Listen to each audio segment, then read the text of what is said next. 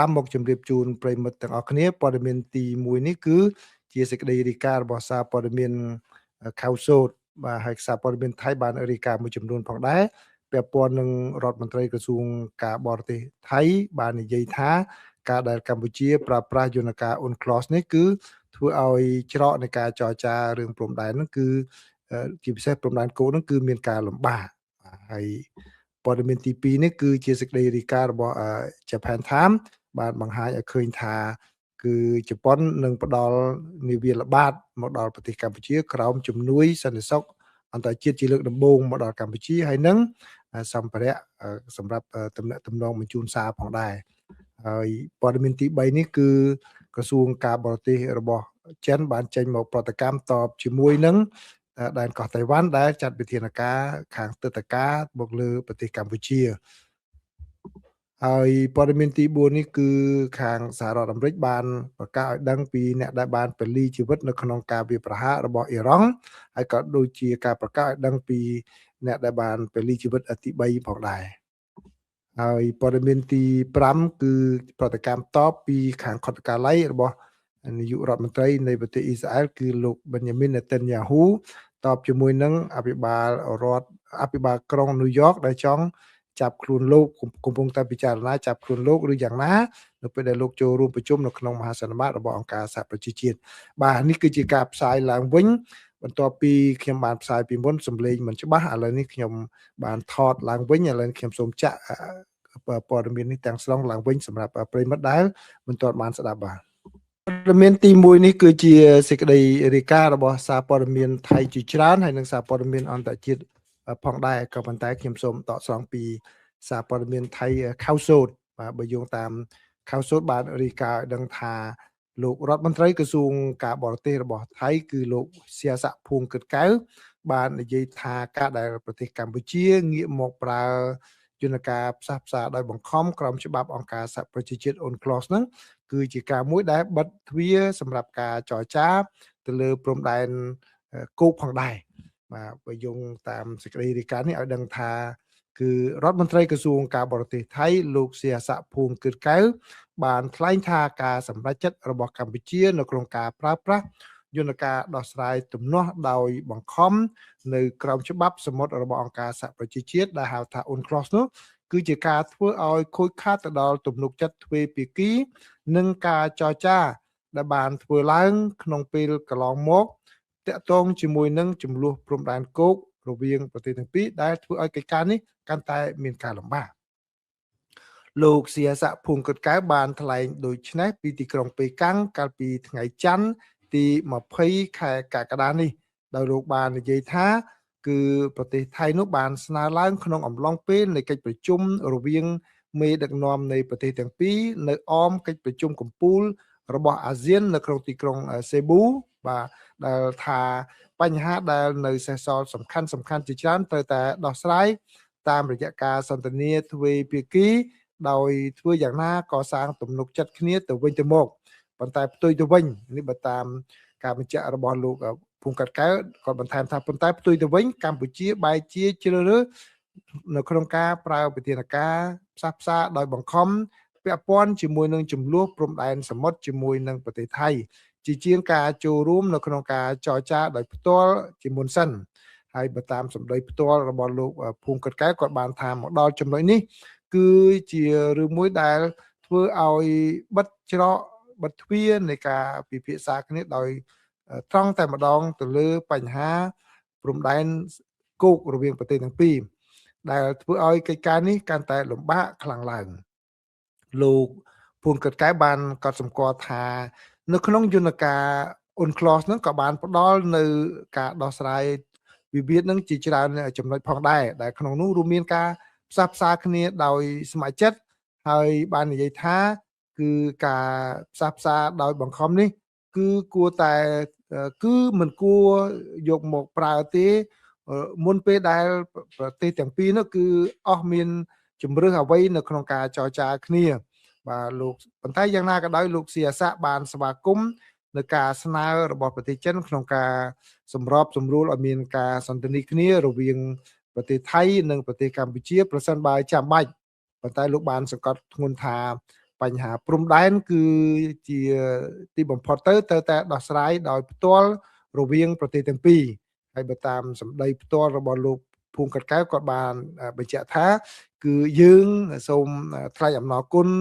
នៅសុឆន្ទៈរបស់ប្រទេសចិនក៏ប៉ុន្តែបញ្ហានេះគឺថៃនិងកម្ពុជាត្រូវតែពិភាក្សាគ្នាដោយផ្ទាល់តែម្ដងបើតាមសេចក្តីរាយការណ៍នេះបានបន្ថែមថាលោកភួងកាត់កែវបានបន្ថែមថាប្រទេសចិនបានអាចដើរតួនាទីបាទក្នុងនេះជាអ្នកប្រកបទៅដោយការស្ថាបនាក្នុងការលើកទឹកចិត្តយ៉ាងណាឲ្យប្រទេសកម្ពុជាគោរពតាមការបដិញ្ញាចិត្តរបស់ខ្លួនដែលបានធ្វើឡើងនៅក្នុងទីក្រុងសេប៊ូឬក៏ដែនកោះសេប៊ូនោះដើម្បីដោះស្រាយចំនួនរវាងប្រទេសទាំងពីរតាមរយៈយន្តការនៃការចរចាទ្វេភាគីក្នុងគណៈពេលដែលឲ្យប្រទេសចិននោះគឺនៅរក្សាជំហរកណ្ដាលគឺអព្យាក្រឹតលោកសៀស័កក៏បាននិយាយថានាយករដ្ឋមន្ត្រីថៃលោកអនុทินឆាន់វីរគុលក៏បាននាំនៅសាររបស់លោកដោយបានសម្ដែងការអំណរគុណចំពោះប្រទេសចិនជាពិសេសគឺលោកប្រធានាធិបតីចិនលោកស៊ីជីនពីងដែលបានប្រកាន់យកជំហរអព្យាក្រឹតនៅក្នុងបញ្ហាទំនាក់ទំនងរវាងកម្ពុជានិងថៃនេះទោះបីជាយ៉ាងនេះក៏ដោយគឺលោកបានសម្ដែងនៅការព្រួយបារម្ភចំពោះការរាយការណ៍នានានៅក្នុងបណ្ដាញសារព័ត៌មានរបស់កម្ពុជាពាក់ព័ន្ធជាមួយនឹងការដែលប្រទេសចិនប្រគល់រក្រោះទៅឲ្យប្រទេសកម្ពុជាដោយលោកបាននិយាយថាសេចក្តីរាយការណ៍នានានោះគឺកើតមានឡើងនៅពេលដែលមានរឿងរ៉ាវដែលមានលក្ខណៈរសើបដោយសារតែបទជប់បាញ់គ្នារវាងប្រទេសទាំងពីរនោះគឺនៅមានលក្ខណៈផុយស្រួយដូច្នេះវាអាចធ្វើឲ្យស្មុគស្មាញទៅដល់ទំនាក់ទំនងនៃប្រទេសជិតខាងទាំងពីរបាទព័ត៌មានទី2នេះគឺជាសេចក្តីរាយការណ៍របស់សារព័ត៌មានជប៉ុនដែលដកស្រង់ពីសារព័ត៌មាន Kyodo បាទខ្ញុំសូមជម្រាបជូនប្រិយមិត្តទាំងអស់គ្នាគឺប្រិយមិត្តមួយចំនួនបានដឹងហើយនៅក្នុងប្រទេសកម្ពុជាគឺមានសេចក្តីរាយការណ៍នៅក្នុងប្រទេសកម្ពុជាផងដែរនោះគឺបានឲ្យដឹងថារដ្ឋាភិបាលជប៉ុនបាននិយាយកាលពីថ្ងៃអាទិត្យទី19ខែកក្កដាថាជប៉ុននឹងផ្ដល់នាវាល្បាតហើយនឹងសម្ភារៈសម្រាប់បញ្ជូនសារទៅឲ្យប្រទេសកម្ពុជាក្រោមជំនួយសន្តិសុខផ្លូវការដែលនេះគឺជាការផ្ដល់ជាលើកដំបូងទៅដល់ប្រទេសកម្ពុជាក្នុងកម្មវិធីរបស់ខ្លួននេះហើយមានទឹកប្រាក់រហូតទៅដល់500លានយេនដែលប្រមាណជា3លានដុល្លារសហរដ្ឋអាមេរិកបាទបើយោងតាមសេចក្តីរាយការណ៍របស់សារព័ត៌មានជប៉ុននេះគឺបានឲ្យដឹងថានេះជាការផ្ដល់ជំនួយលើកដំបូងដល់ប្រទេសកម្ពុជានៅក្រោមកម្មវិធីជំនួយសន្តិសុខនេះបាទហើយសម្ភារៈដែលផ្ដល់ជូននោះគឺមានទាំងខាងនាវាល្បាតទាំងសម្ភារៈសម្រាប់បញ្ជូនសារផងដែរសេចក្តីរាយការណ៍នេះបានបន្ថែមថាគឺរដ្ឋាភិបាលទាំងពីរនេះគឺបានធ្វើពិធីចុះហត្ថលេខាព្រមព្រៀងគ្នានៅក្នុងទីក្រុងភ្នំពេញនៅថ្ងៃនោះបាទហើយបើយោងតាមសេចក្តីថ្លែងការណ៍របស់ក្រសួងការបរទេសរបស់ខាងប្រទេសជប៉ុនបានឲ្យដឹងថាការចូលរួមចំណែកនេះគឺដើម្បីធ្វើឲ្យពង្រឹងទៅដល់សមត្ថភាពការពារសន្តិសុខរបស់ប្រទេសកម្ពុជាហើយក៏ដូចជាការចូលរួមចំណែកទៅដល់សន្តិភាពនិងស្ថិរភាពនៅក្នុងតំបន់ដែលវាជារឿងមួយដែលមានអត្ថន័យយ៉ាងសំខាន់នៅក្នុងការពង្រឹងនៅទំនាក់ទំនងផ្នែកសន្តិសុខរវាងប្រទេសទាំងពីរហើយក្រោមជំនួយសន្តិសុខផ្លូវការដែលបានចាប់ផ្ដើមតាំងពីឆ្នាំ2023មកគឺមានប្រទេសផ្សេងទៀតដែរនៅក្នុងតំបន់អាស៊ីអាគ្នេយ៍ដែលខាងជប៉ុនជ្រើសរើសដើម្បីផ្ដល់ជំនួយនេះជូនគឺនៅក្នុងនោះមានប្រទេសឥណ្ឌូនេស៊ីម៉ាឡេស៊ីហ្វីលីពីនបាទក៏មាននៅក្នុងបញ្ជីនេះផងដែរហើយសេចក្តីរាយការណ៍នេះបានបញ្ចប់ដោយរាយការណ៍ថាចំណាត់ការរបស់ប្រទេសជប៉ុននេះគឺកើតមានឡើងក្នុងខណៈពេលដែលបាទយោធាវត្តមានយោធារបស់ប្រទេសចិនកាន់តែរីកធំធាត់នៅក្នុងតំបន់អាស៊ីអាគ្នេយ៍គឺជាពិសេសនៅក្នុងប្រទេសកម្ពុជាដែលក្នុងនោះគឺខាងមូលនិធិរបស់ប្រទេសចិននោះបានជួយមកដល់ការពង្រីកនៅកំពង់ផែយោធាមូលដ្ឋានយោធារៀមរបស់កម្ពុជាហើយព័ត៌មានទី3នេះគឺជាសេចក្តីរាយការណ៍របស់កាសែត South China Morning Post បាទកាសែត South China Morning Post បានរាយការណ៍ពាក់ព័ន្ធជាមួយនឹងប្រតិកម្មរបស់ខាងក្រសួងការបរទេសរបស់ប្រទេសចិនដែលបានចេញ នៅថ្ងៃច័ន្ទនេះបាទច័ន្ទទី20ខែកក្កដាហ្នឹងតាមរយៈអ្នកនាំពាក្យរបស់ក្រសួងការបរទេសចិនគឺលោកលីនជៀនដែលបានចោទប្រកាន់ទីក្រុងតៃប៉េបាទគឺដែនកោះតៃវ៉ាន់ដែលបានខឹងសម្បារនឹងប្រទេសកម្ពុជាហើយបានចាត់វិធានការសងសឹកនឹងប្រទេសកម្ពុជាដោយការផ្អាកទឹកតការដោយការលុបចោលនៅទឹកតការសម្របសម្រួលទឹកតការទៅដល់ពលរដ្ឋកម្ពុជានិងក្រុមហ៊ុនទេសចរជាក្រុមមួយចំនួនមកដោយខាងអ្នកនាំពាក្យក្រសួងការបរទេសរបស់ចិនបាននិយាយថាជំហររបស់កម្ពុជានឹងគឺបានបង្ហាញថាឯករាជ្យភាពការដែលប្រទេសដែនកោះតៃវ៉ាន់ចង់បានឯករាជ្យភាពនោះគឺវាមកដល់ទីបញ្ចប់ទៅហើយបាទដូច្នេះគឺខាងកម្ពុជាបានប្រកាន់ជំហរត្រឹមត្រូវបាទពីព្រោះអីកោះតៃវ៉ាន់នៅពេលដែលខាងកម្ពុជាបានប្រកាសអំពីគោលជំហរចិនតែមួយដែលមិនមែនជារឿងថ្មីជារឿងចាស់កន្លងមកប៉ុន្តែខាងពេលនេះគឺតៃវ៉ាន់ខឹងសម្បារហើយបានប្រកាសថាចាប់ពីថ្ងៃទី1ខែសីហានេះតទៅគឺខ្លួននឹងផ្អាកនៅកម្មវិធីទឹកតការទាំងអស់ដែលបានផ្ដល់ឲ្យពលរដ្ឋកម្ពុជាក៏ដូចជាខាងការរៀបចំនៅទេសចរជាក្រុមផងដែរបាទគឺកាលពីថ្ងៃសុក្រសប្តាហ៍មុននោះគឺបាទក្រសួងការបរទេសរបស់ដែនកោះតៃវ៉ាន់បាននិយាយថាកម្ពុជានឹងគឺបាននិយាយបន្តនៅសេចក្តីថ្លែងការណ៍របស់ទីក្រុងប៉េកាំងនៅក្នុងការធ្វើយ៉ាងណាធ្វើឲ្យបាត់បង់នៅអធិបតេយ្យភាពរបស់កោះតៃវ៉ាន់ដោយចោទកម្ពុជានឹងថាដូចជាគ្រប់គ្រងឲ្យចិននឹងប្រើប្រាស់កម្លាំងយោធាដើម្បីបង្រួមចិនជាមួយនឹងដែនកោះតៃវ៉ាន់ហើយក្រសួងការបរទេសរបស់តៃវ៉ាន់ក៏បាននិយាយថាបាទនេះគឺជាការព្រួយបារម្ភបាទព្រួយបារម្ភផងដែរតាក់ទងជាមួយនឹងប្រតិបត្តិការឆោបោកដែលមានពាក់ព័ន្ធជាមួយនឹងកម្ពុជាដូច្នេះខាងកោះតៃវ៉ាន់គាត់យកហេតុផលនោះនៅក្នុងការផ្អាកទឹកតការទៅដល់កម្ពុជាក៏ប៉ុន្តែបើតាមសេចក្តីរាយការណ៍ឲ្យដឹងថាការប្រកាសរបស់ដែនកោះតៃវ៉ាន់នេះគឺកើតមានឡើងក្រោយពីនាយករដ្ឋមន្ត្រីរបស់កម្ពុជាគឺលោកហ៊ុនម៉ាណែតបានជួបពិភាក្សាគ្នាជាមួយនឹងនាយកដ្ឋានតីចិនគឺលោកស៊ីជីនពីងនៅក្នុងទីក្រុងសៀងហៃកាលពីថ្ងៃសុក្រសប្តាហ៍មុនហើយក្នុងអំឡុងពេលនៃការជួបពិភាក្សាគ្នានោះគឺលោកហ៊ុនម៉ាណែតបានបញ្ជាក់ជាថ្មីឡើងវិញនៅការបដិញ្ញាចិត្តចំពោះគោលនយោបាយចិនតែមួយហើយបានសន្យាថានឹងធ្វើយ៉ាងណាដើម្បីពង្រឹងនៅទំនុកចិត្តនយោបាយក៏ដូចជាពង្រីកកិច្ចសហប្រតិបត្តិការទ្វេភាគីជាមួយនឹងទីក្រុងប៉េកាំងហើយក្រោយមកគឺក្រសួងការបរទេសរបស់ប្រទេសកម្ពុជានឹងគឺបាននិយាយថាតៃវ៉ាន់នឹងគ្រាន់តែជាខេត្តមួយប៉ុណ្ណោះរបស់ប្រទេសចិនបាទគឺបើតាមសេចក្តីរាយការណ៍គឺជាសេចក្តីថ្លែងការណ៍ដែលកម្ពុជានឹងតែងតែនិយាយអញ្ចឹងជាយូរមកហើយមិនមែនជារឿងអីថ្មីនោះទេក៏ប៉ុន្តែបែរជានៅថ្ងៃច័ន្ទហ្នឹងគឺខាងអ្នកនាំពាក្យក្រសួងការបរទេសរបស់តៃវ៉ាន់ហ្នឹងក៏បាននិយាយថាគឺគាត់មិនអាចទទួលយកបានទេនៅការដែលកម្ពុជាគ្រប់គ្រងប្រទេសចិនបែបនេះដែលចង់ឲ្យប្រើប្រាស់កម្លាំងប្រឆាំងនឹងដែនកោះតៃវ៉ាន់បាទហើយនឹងខាងប្រទេសកម្ពុជានោះគឺមិនបានធ្វើអ្វីតាមសុឆន្ទៈរបស់ដែនកោះតៃវ៉ាន់ដែលបានធ្វើចំពោះប្រទេសកម្ពុជានៅឡើយបាទអញ្ចឹងនេះគឺជាការមួយដែលខាងចិនបាទចិនប្រតិកម្មហើយប្រិមិត្តមួយចំនួនបានសួរខ្ញុំថាតើយល់យ៉ាងណាដែរបើតាមមតិខ្លីរបស់ខ្ញុំគឺតៃវ៉ាន់គួរតែប្រកាន់ជំហរដែលត្រជាក់ជាងនេះបាទពីព្រោះនៅថ្ងៃនេះក៏មានព័ត៌មានថាប្រទេសប៉ាពូញូហ្គីនីហ្នឹងគឺផ្អាកឈប់លក់ហ្គាសទៅឲ្យដែនកោះតៃវ៉ាន់ផងដែរបាទដែលជារឿងមួយធ្វើឲ្យដែនកោះតៃវ៉ាន់ហ្នឹងគាត់មានការភ្ញាក់ផ្អើលបាទឥឡូវនេះគឺតៃវ៉ាន់កំពុងតែរងសម្ពាធពីខាងសមរភូមិការទូតរបស់ចិនណាដែលអញ្ចឹងដូច្នេះតៃវ៉ាន់បាត់បង់មិត្តភ័ក្តិជាបណ្ដាអញ្ចឹងគួរតែបើថាគាត់ចេញសេចក្តីថ្លែងការណ៍ធម្មតាហ្នឹងបានបាទដូចចាត់វិធានការមួយចំនួនដែលធ្វើឲ្យមានលក្ខណៈខឹងសម្បារហ្នឹងគឺតៃវ៉ាន់ខ្លួនឯងទេជាអ្នកខាតនោះហើយព័ត៌មានទី4នេះបាទព័ត៌មានទី4នេះគឺ